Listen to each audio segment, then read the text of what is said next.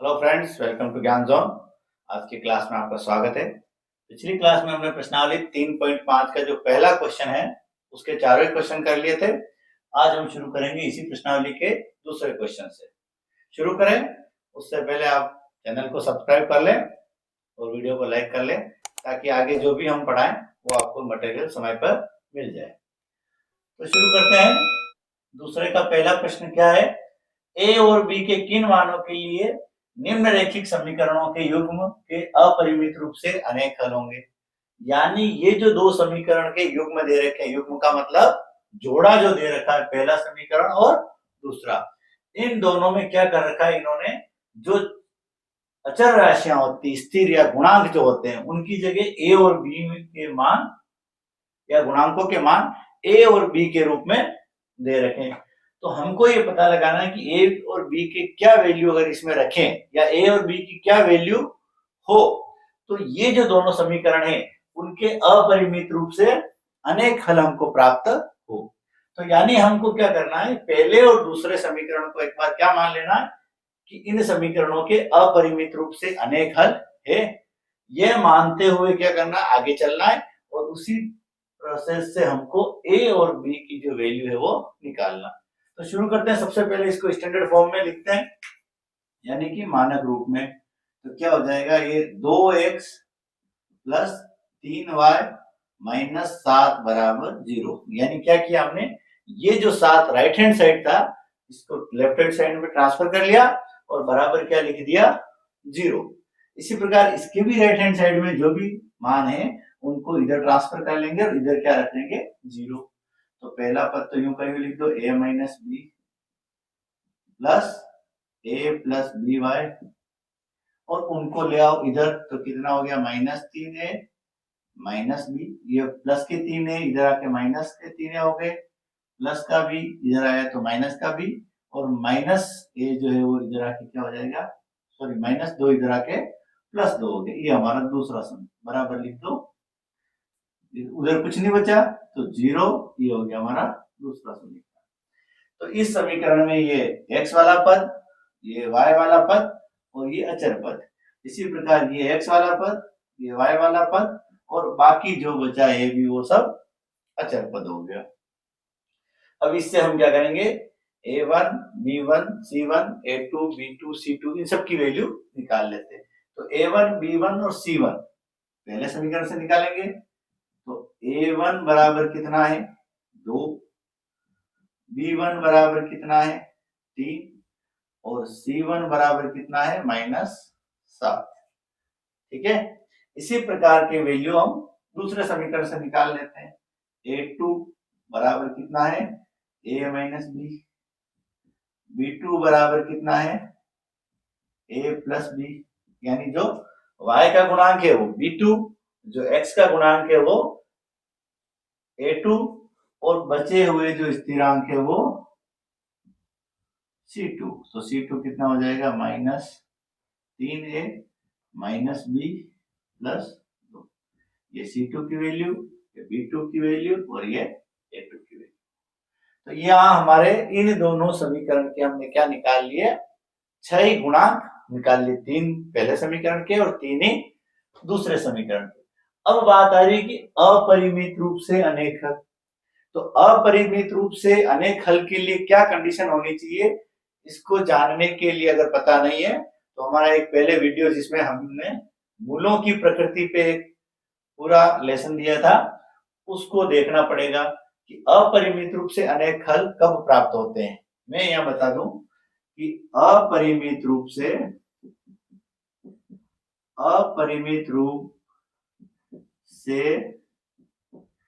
अनेक हल होने के लिए क्या कंडीशन चाहिए, ये यहां लिखता हूं मैं। ये है कि a1 बटा a2 का जो मान है, यानी a1 और a2 का अनुपात बराबर होना चाहिए b1 बटा b2 के और बराबर होना चाहिए c1 बटा c2 की। यानी a1 और a2 का जो अनुपात है वही अनुपात b1 और b2 का होना चाहिए और वही अनुपात c1 और c2 का होना चाहिए। अगर ये तीनों चीजें बराबर होगी उसी स्थिति में समीकरण युग्म का अनेक हल प्राप्त होंगे। इसको अगर ये चीज जो नहीं समझ में आ रही है तो हमारे मूलों की प्रकृति संबंधी जो वीडियो है उसको ढंग से देख ले। अब हम क्या करेंगे, इस कंडीशन को प्राप्त करने के लिए क्या ए और बी की वैल्यू होगी, इसके लिए इन सारी वैल्यू को इसमें रख देंगे। तो क्या होगा, a1 कितना है 2 और a2 है a माइनस बी, ये बराबर होना चाहिए b1 कितना है 3 और b2 कितना है a प्लस बी, ये बराबर होना चाहिए c1 बटा c2 के, तो c1 कितना है -7 minus 3a minus B plus 2। ये कंडीशन अगर आ जाए, ऐसी स्थिति में हमारे इन समीकरणों के अपरिमित रूप से अनेक हल हो जाएंगे। तो इसके लिए हमको a और b की वैल्यू इनसे निकालनी। तो हमारे पास 3 पद है जो आपस में क्या है बराबर, तो इनमें से कोई भी दो दो लेकर के हम समीकरण का निर्माण करेंगे। तो पहले ये दोनों ले लेते हैं, 2 बटा a माइनस बी बराबर 3 बटा a प्लस बी, इसका वज्र गुणा कर लो। तो ये यहाँ जाके गुणा हुआ तो क्या हो गया 2a plus 2b, a plus b का गुणा 2 से हुआ 2a प्लस 2b बराबर a माइनस b का गुणा 3 से होगा तो 3a माइनस 3b। अब इनको इधर ले आओ तो क्या हो जाएगा 2a, ये इधर ही है पहले और ये 3a इधर आए तो कितना हो गया माइनस 3a, 2b इधर ही है पहले और ये माइनस के 3 भी आए तो प्लस के 3 भी बराबर, इधर क्या बचा 0, तो प्लस के 2a और माइनस के 3a कितना हो गया -a और ये हो गया 2b प्लस 3b 5b बराबर 0। ये हो गया हमारा पहला समीकरण। तो पहला समीकरण हमने किससे निकाला, इससे और इससे, इन दोनों से ना। अब एक और समीकरण निकालना है तो इन दोनों के अलावा कोई से भी दो पद ले लो, तो हम ये दूसरा और तीसरा ले लेते हैं। क्या है पुनः 3 बटा a प्लस बी बराबर कितना है -7 बटा -3a माइनस बी प्लस 2। इनका भी क्रॉस गुणा कर लो तो इसका गुणा इससे होगा तो -3a का गुणा 3 से हुआ तो माइनस के 9a, माइनस बी का गुणा 3 से हुआ तो -3b और 2 का गुणा 3 से हुआ तो प्लस के 6। इनका गुणा इससे करो तो a का गुणा -7 से हुआ तो 7a और b का गुणा -7 से हुआ तो -7b।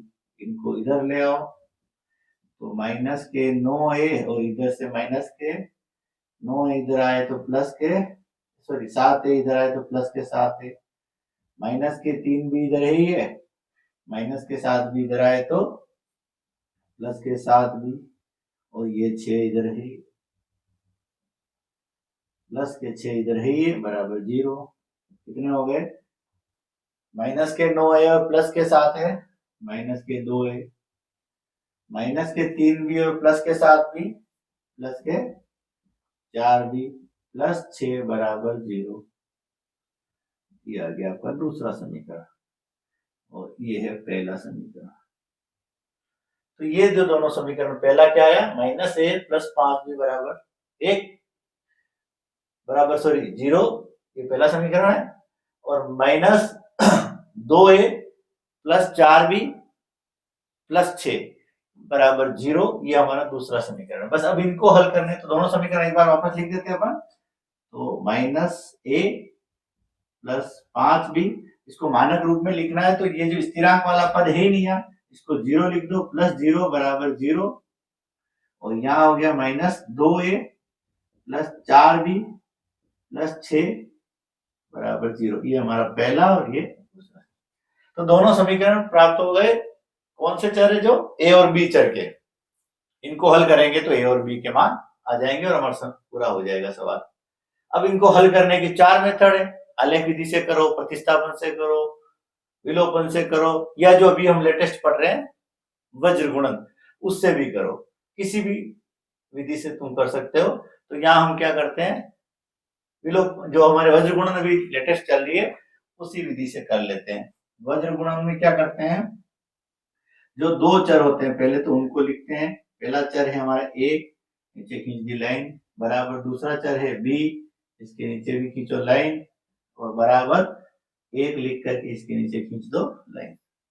अब क्या करना है हमको कि जब एक के नीचे जब लिखते हैं तो ये तो सूत्र है, अगर चाहो तो तुम ऐसा कैसा सूत्र याद कर लो, अगर याद नहीं होता है तो समझ लो कैसे करना। एक के नीचे जब लिख रहे हैं तो ए वाले दोनों को छोड़ दो।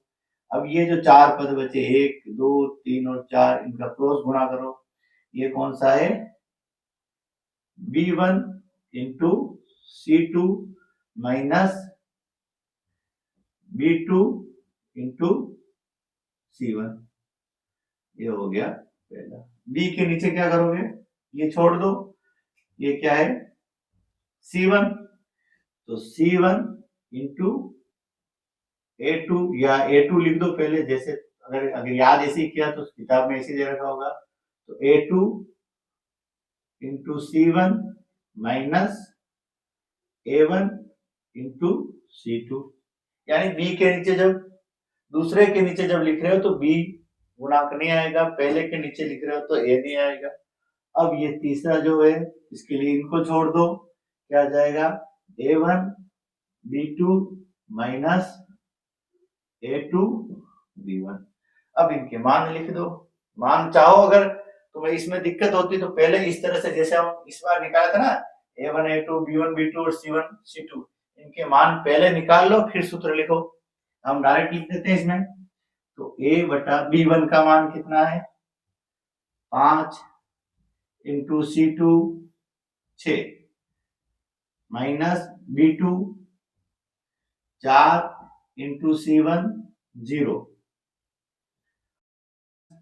b बटा a2 कितना है -2 इंटू c1 0 माइनस a1 -1 इसका गुणा इंटू c2 यानी 6 बराबर 1 बटा a1 कितना है -1 इंटू b2 यानी 4 माइनस a2 -2 इंटू b1 यानी 5। ठीक है, इनको हल करो तो ये कितना आ जाएगा a बटा 5 इंटू 6 30, तो 4 इंटू 0 0, तो -0 बराबर b बटा 2 इंटू 0 0 माइनस 6 इंटू -1 -6, और बार माइनस है तो ये हो गया +6 बराबर 1 बटा ये हो गए -4 और ये -10, कोष्टक खुला तो +10। आगे हल कर लो इसको। तो a बटा 30 माइनस 0 कितना हो गया a बटा 30 बराबर b बटा 0 प्लस 6, तो b बटा 6 बराबर 1 बटा -4 प्लस 10 यानी 1 बटा 6। अब हमको क्या करना, जिसकी वैल्यू निकालनी उसको रख लो और एक इसकी वैल्यू को रख लो, यानी दूसरे a की जब वैल्यू निकालेंगे तो b वाले पद को हटा देंगे, b की जब वैल्यू निकालेंगे तो a वाले को हटा देते हैं।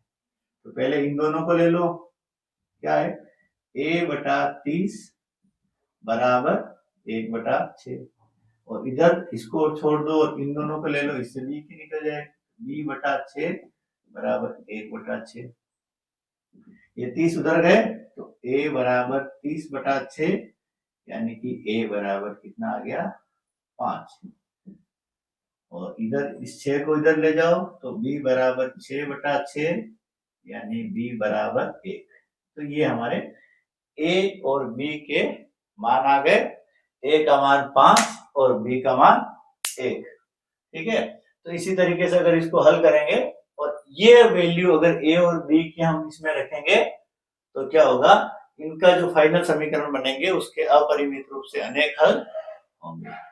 चलते हैं सवाल नंबर दूसरे के ही दूसरे में। तो ये है सवाल नंबर 2। के किस मान के लिए निम्न समीकरणों के युग्मों का कोई हल नहीं है। ये सवाल बिल्कुल पहले वाले जैसे ही है, उसमें जैसे अनंत हल थे वैसे यहाँ कोई हल नहीं के लिए हल करना है इसको। और के किस मान के लिए, मतलब के का मान इसमें ज्ञात करना है। जैसे हमने पिछली बार ए और बी का मान ज्ञात किया वैसे इस बार के का मान ज्ञात करना थोड़ा इजी हो जाएगा, क्योंकि उसमें कितने 2 चर थे जिनके मान ज्ञात करने थे, इसमें एक ही चर है। तो जैसे पिछली बार हमने इनको मानक रूप में लिखा था वैसे इस बार भी लिख देते हैं। तो क्या है, इसका मानक रूप लिखेंगे, ये पहला समीकरण और ये समीकरण नंबर 2, 3x प्लस वाई, और एक जो राइट हैंड साइड में है उसको इधर लेफ्ट हैंड साइड में लेके आ जाएंगे तो हो जाएगा -1 और बराबर 0। ये हमारा पहला समीकरण हो गया।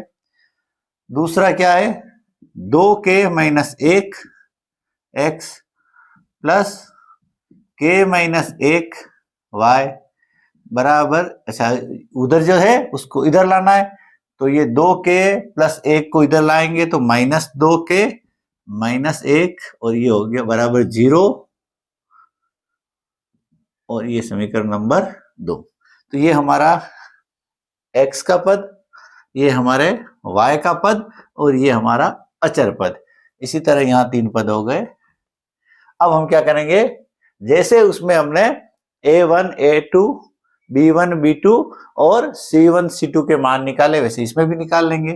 तो a1 यहां से आएगा x के साथ जो गुणांक के बराबर 3 हो गया, b1 y का जो गुणांक है यानी 1, और c1 यानी जो स्थिरांक है कितना है -1। ये a1, ये b1 और ये c1। a2 इसमें जो x के साथ गुणांक है कितना है 2k - 1, b2 y का जो गुणांक है यानी k - 1, और c2 जो स्थिरांक है यानी -2k - 1। ये सारे मान आ गए। अब हमको ये दे रखा है कि k के किस मान के लिए समीकरण का कोई हल नहीं होगा, यानी कि हमको क्या मान लेना है कि ऐसी स्थिति निकालनी है कि कोई हल नहीं हो। तो यानी कोई हल नहीं के लिए क्या स्थिति होती है, कोई हल नहीं के लिए क्या होना चाहिए, ये हमने पहले पढ़ लिया है कि a1 बटा a2 बराबर होना चाहिए b1 बटा b2 के, लेकिन बराबर नहीं होना चाहिए c1 बटा c2 के। यानी a1 बटा a2 का मान और b1 बटा b2 का मान ये दोनों तो बराबर होना चाहिए, लेकिन c1 बटा c2 का मान बराबर नहीं होना चाहिए। तो इनके मान लिख देते हैं। a1 कितना है 3 और a2 कितना है 2k - 1, इसको लिख देते a1 बटा a2 यानी 3 बटा 2k - 1। a1 का मान 3 और a2 का मान 2k - 1 बराबर b1 बटा b2। तो बराबर b1 कितना है 1 और b2 k - 1, ये हो गया b1 बटा b2। और बराबर नहीं होना चाहिए c1 बटा c2, तो बराबर नहीं होना चाहिए c1 बटा c2 का मान लिख दो। c1 कितना है -1, c2 कितना है -2k - 1। तो अब इसमें क्या करना, हमको एक ही समीकरण चाहिए, क्योंकि एक ही चर अज्ञात है, वो कौन सा है k का मान निकालना है। तो हमारा इस एक समीकरण से काम हो जाएगा कि k का क्या मान रखें कि ये दोनों बराबर हो जाए। इसको तो बराबर करना नहीं है, और बाद में जो आएगा वो देख लेंगे कि कहीं ये गलती से बराबर हो नहीं जाए। तो देख लेते हैं, इसका वज्र गुणा कर लेते हैं। तो इसका गुणा इससे हुआ तो कितना हो गया 3k - 3, इसका गुणा इससे कर लो तो ये हो गया 2k - 1। इनको तो ले आओ इधर और संख्या को ले जाओ उधर। तो 3k, ये प्लस के 2k इधर आए तो माइनस के 2k बराबर ये -1, और -3 उधर गए तो +3, ये बच गया 3k में से 2k गए k, और +3 - 1 k बराबर 2। यानी कि k का मान अगर 2 होता है तो ये दोनों बराबर हो जाते हैं। 2 इंटू 2 4 माइनस 1 3/3 यानी 1 हो जाएगा ये, और ये भी 2 माइनस 1 1 यानी 1/1, ये भी 1 हो गया। और ये हमारे बराबर नहीं रहेगा क्योंकि यहाँ 2 होंगे तो 4 माइनस के 4 और -5 तो -1/5 हो जाएगा, तो ये बराबर नहीं होगा। यानी ये बराबर ये तो होगा लेकिन ये बराबर नहीं होगा, और इस स्थिति में क्या हो जाएगा, समीकरणों का कोई हल नहीं होगा। तो ये हमारे k का मान आ गया, कितना है, k बराबर 2। चलते हैं अगले सवाल में। तो ये है आपका सवाल नंबर 3। क्या करना है इसमें भी आपको समीकरणों का एक जोड़ा दे रखा है और इसको प्रतिस्थापन एवं वज्र गुणन विधियों से हल कीजिए। मतलब प्रतिस्थापन विधि से और वज्र गुणन दोनों मेथड से इसको हल करना है, आंसर वही आना है, ठीक है। और ये पूछ रहा है किस विधि को आप अधिक उपयुक्त मानते हैं, यानी आप किसको इसके लिए ज्यादा सुटेबल मानते हैं, तो वो आपके ऊपर है, आप देख लेना। हम एक बार इसको क्या करते हैं, दोनों मेथड से हल कर लेते हैं। तो पहले क्या करते हैं, प्रतिस्थापन विधि से करते हैं। तो याद करो प्रतिस्थापन विधि में क्या करना था कि किसी एक समीकरण से किसी एक चर का मान निकालना और उसको दूसरे में रखना है। तो हम लेते हैं हमारे दोनों समीकरण, क्या है 8x + 5y = 9 और 3x + 2y = 4। हम क्या करेंगे, कोई सा भी एक समीकरण लेंगे और उसको दूसरे के टर्म्स में, यानी एक चर को दूसरे के टर्म्स में निकालेंगे। यानी समीकरण जैसे हम 1 ले लेते हैं, समीकरण 1 से, समीकरण 1 क्या है, 8x + 5y = 9। इसको हल करेंगे, 5y उधर ले जाते हैं तो इधर क्या बचेगा, 8x = 9 - 5y। अब 8 को ले जाओ तो हो जाएगा 9 - 5y/8। मेथड हम पहले पढ़ चुके। तो x की वैल्यू कितनी आई, 9 - 5y/8। कौन से समीकरण से आई, पहले से। तो रखेंगे किसमें, दूसरे में। क्या करेंगे, x = 9 - 5y/8 को समीकरण 2 में रखने, समीकरण 2 में रखेंगे। समीकरण 2 क्या है हमारा, 3x + 2y = 4। इसमें x की वैल्यू, ये जो हमने समीकरण 1 से निकाली उसको रख देते हैं। तो यहाँ 3 के तो हम 3 लिख देते हैं, x की जगह कितने लिखेंगे, 9 - 5y/8। ये 3 के 3 लिख दिए, x की जगह x की जो वैल्यू हमने समीकरण नंबर 1 से निकाली इसको रख दिया, +2y = 4। हल करेंगे तो 3 का गुणा किया, 9 तिया 27 - 15y/8 + 2y = 4। इसका लघुत्तम ले लेते हैं, कितना आएगा, 8, ये हो जाएगा 27 - 15y, और यहाँ बटा में 1 था तो 1 का गुणा करेंगे 8, 8 का गुणा 2 से करेंगे तो 16y = 4। अब इस 8 को यहाँ ले जाके गुणा कर दो तो कितना हो गया, 8 × 4 = 32। ये प्लस के 15y और माइनस के, सॉरी प्लस के 16y माइनस के 15y, तो ये हो गया y और ये हो गया 27। इन दोनों की कैलकुलेशन क्या आ गई, y और ये 27। 27 को उधर ले जाओ तो y = 32 - 27, y बराबर आ गया आपके 5। तो y की वैल्यू कितनी आ गई, 5। इस y की वैल्यू को किसी भी एक समीकरण में रख दो, चाहे पहले में रखो चाहे दूसरे में। तो y = 5 समीकरण 1 में रखने पर, यहाँ समीकरण 1 लिख दो। 1 क्या है, 8x + 5y = 9। y का मान कितना है, 5। इस y की जगह 5 लिख दो। तो 8x + 5 × 5 = 9। 5 × 5 कितना हो गया, 25। इसको उधर ले जाओ तो हो गया 8x = 9 - 25। ये कितने हो गए, 25 में माइनस के 16 और इधर बच गया 8x। 8 को उधर ले जाओ तो x बराबर -16/8 यानी x बराबर -2। तो x की वैल्यू आ गई -2 और y की वैल्यू आ गई 5। ये हमारा समीकरण दोनों हल हो गए।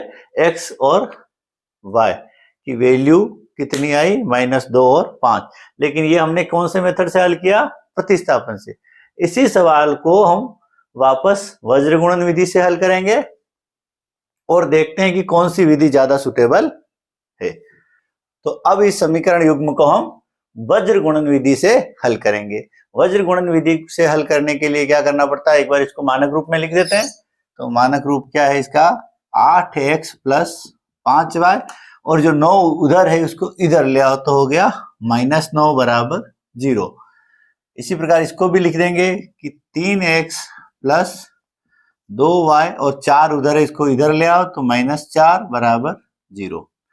अब हम इसका सूत्र लिख देते हैं। सूत्र आपको याद हो तो अच्छी बात है, नहीं तो देखते रहो, बार बार देखोगे तो समझ में आ जाएगा। x के नीचे लिख रहे हैं हम, जो भी लिखने हैं तो x वाले को छोड़ दो। ये गुणांक क्या कहलाएगा? b1। इसका गुणा करेंगे c2 से तो b1 इंटू c2 माइनस ये b2 into c1, b2 into c1।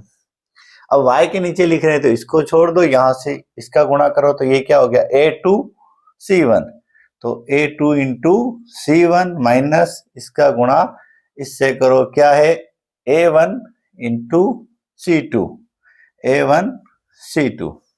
अब इनको छोड़ दो, इन दोनों का गुणा करना है तो ये क्या हो गया? a1 b2 minus a2 b1 के मान लिख दो। x बटा b1 कितना है?